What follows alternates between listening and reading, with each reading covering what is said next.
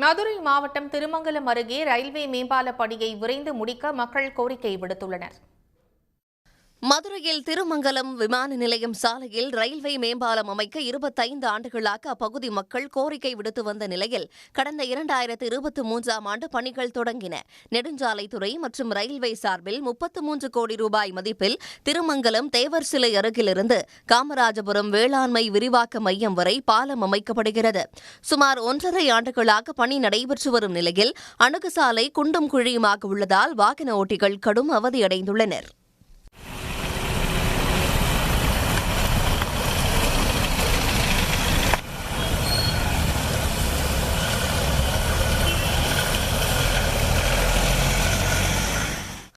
பாலத்தின் கட்டுமான பணி ஆகஸ்ட் மாதமே முடியும் வகையில் திட்டமிடப்பட்டு பணிகள் நடைபெற்றன.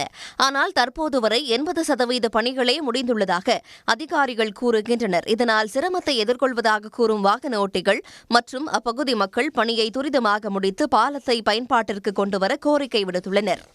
கடந்த 1.5 ஆண்டுக்கு முன்னாடி பாலத்தை ஆரம்பித்து இன்னும் முடியாத தருவில் நடந்துட்டு இருக்கு. இது வெகு சீக்கிரமாக பாலத்தை முடித்து கொடுத்தா நம்ம பொதுமக்களுக்கும் எல்லாத்துக்கும் பயனுள்ளதாக இருக்கு. அவசரத்துக்கு ஆம்புலன்ஸ் போகிறதுக்கு வைக்கிறதுக்கு இப்போ கேட்டு அடைச்சிருக்கு 20 நிமிஷம் ஆச்சு. அவசரத்துக்கு போகிறவங்களுக்கு அது ரொம்ப உதவியாக இருக்கும். பாலம் அவசியம், ஆனால் அது மாற்று ஏற்பாடுகள் செஞ்சு பொதுமக்களை பாதுகாக்கிறது அவசியம் தானே. பாலம் முடியறது எப்போ, நாங்கள் ரெகுலராக எங்களுடைய வாழ்க்கையை தொடர்றது எப்போ. ஜனவரி இறுதிக்குள் பணியை முடித்து பயன்பாட்டிற்கு கொண்டுவர உள்ளதாக அதிகாரிகள் தெரிவிக்கிறார்கள். இதனால் பாலப்பணி முடிந்து போக்குவரத்து நெரிசல் இல்லா பயணம் எப்போது தொடங்கும் என அப்பகுதி மக்கள் எதிர்பார்த்துள்ளனர்.